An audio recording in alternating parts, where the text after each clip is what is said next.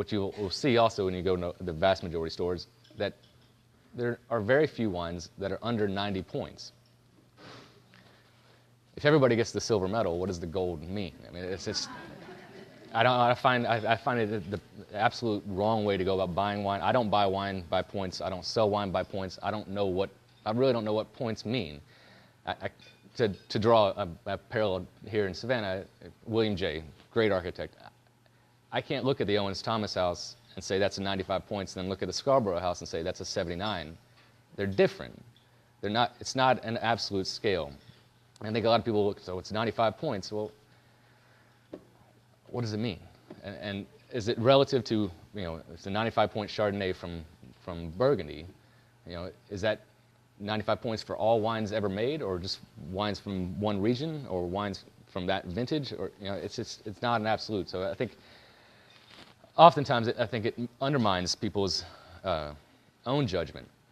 And I've seen this happen. I've had people come in and tell me this countless times, where they will go into a store, they'll see a bottle of wine that's, say, $75, and it has 95 points. They take it home, crack it, and they don't like it. And they say, well, I'm just not sophisticated enough. I don't understand enough about wine. Well, no. Again, like I said at the outset, it's you either like it or you don't. But it tends to undermine people's perceptions or what they actually think of wine, or of a particular wine. I cannot stress enough, again, how important I think it is. I would love for you all to not buy a bottle of wine from anybody else but me. I don't. I don't expect that to happen, but I'd love it. But regardless, I would encourage you to find somebody like me, and there are a few of us here in town, and develop a relationship with them. And something that I pride myself, for those of you who have been here for a while, before I opened my shop, I was at Cafe Metropole for the last 3.5 years, and before that I was at Typhoon on Broughton Street. Through my time in those restaurants, I developed very close relationships with some people that are here today, and to the point where they would come into Metropole and they would not even open the wine list. They would simply, this is what we're having. Would you recommend a wine?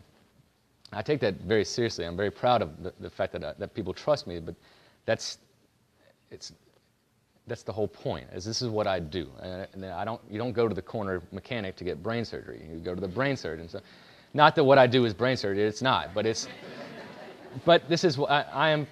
This is what I study every day. This is what I know. And so people come to the shop, and they'll bring in their menu ideas or what they're having for dinner, and I will help pair a wine with them.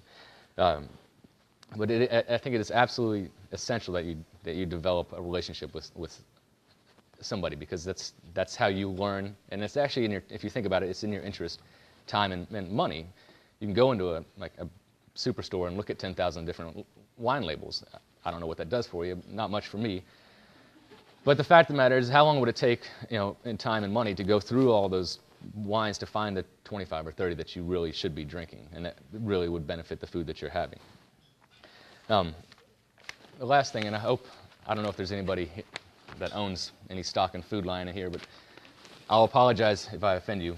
Last week, this flyer ran in the paper at least 2 days. Normally I just go right past it. I don't know where Food Lion is, actually, honestly, in town. I didn't know we had one. But they're pretty proud of the fact that they're having a meat sale, which on its face I think is pretty funny, but the idea of a meat sale, it struck me. So that's what I looked at this. And so I start flipping through, and you come here to the inside page, and there's the wine varietal of the month. I'm going to read this to you. Enjoy our featured white Zinfandel. I'll explain. So this is what they have to explain. It says, white Zinfandel is a relative newcomer to the world of wine, not introduced until the 1980s. In order to make a white Zinfandel, the winemaker peels the red skins off the red Zinfandel grapes.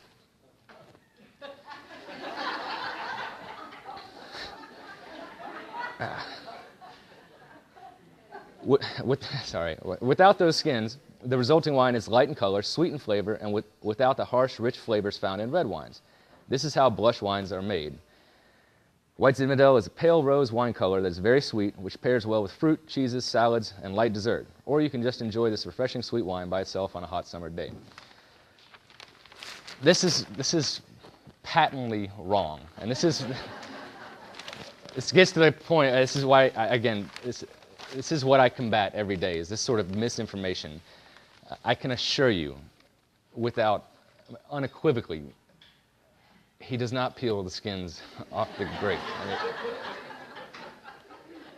I don't even know how you would peel a grape. Right? That's not how you make rosé. Last little thing, and I'll let y'all get back to the creme brulee. Three wines that I think that are completely underutilized and underappreciated, and I think that I strive on a daily basis to get people to drink more of. Primarily champagne. I mentioned it earlier. It is a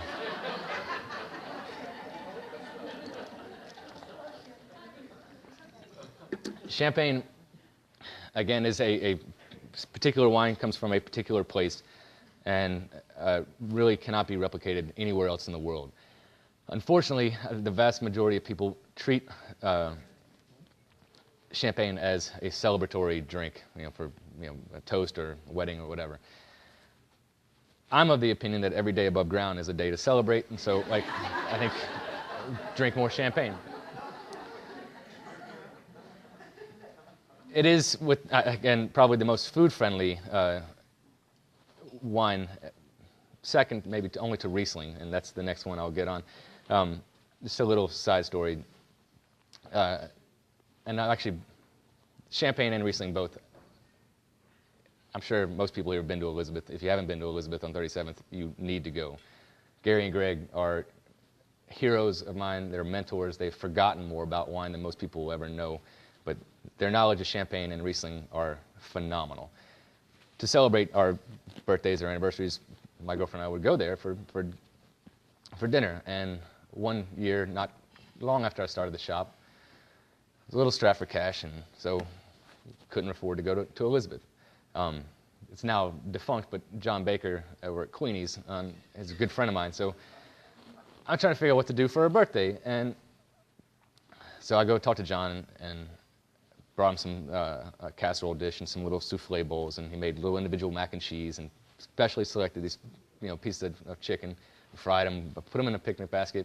She had no idea what I was doing. And I load her up in the car, and we go out to Bonaventure. If you go to the far end of Bonaventure, there's a little landing right there on the river. It sounds kind of, I guess, morbid, but take my girlfriend to the cemetery for her birthday. But we sat out there on the landing and had fried chicken and champagne, and it is, I'm not lying, and actually a couple people I've proved it to are in this room. It is probably the best food pairing ever. This greasy fried chicken and the dry champagne, it is phenomenal. So the second wine that I think is absolutely underutilized, underappreciated, undervalued, and as a result you can buy these stuff, literally pennies on the dollar, is Riesling, primarily German Riesling. A lot of people tend to think that, or to discount German Riesling, say, oh, it's too sweet. I don't like that. We're talking about sugar, acid and alcohol.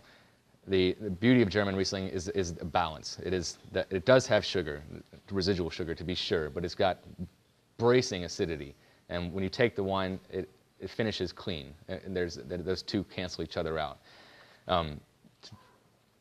On the third page, so when I get in the grape varietals, on the under Germany, I listed the German system is predicated on levels of ripeness when the grapes are harvested, and they'll label that generally translates into degrees of sweetness in the wine. First one being Cabernet and Spätlese, Auslese, and the Germans, they just sort of build words. So it's Auslese, Beeren, Auslese, Trockenbeeren, Auslese. That is listed from say sweet to sweeter. The farther you go down, Eiswein being the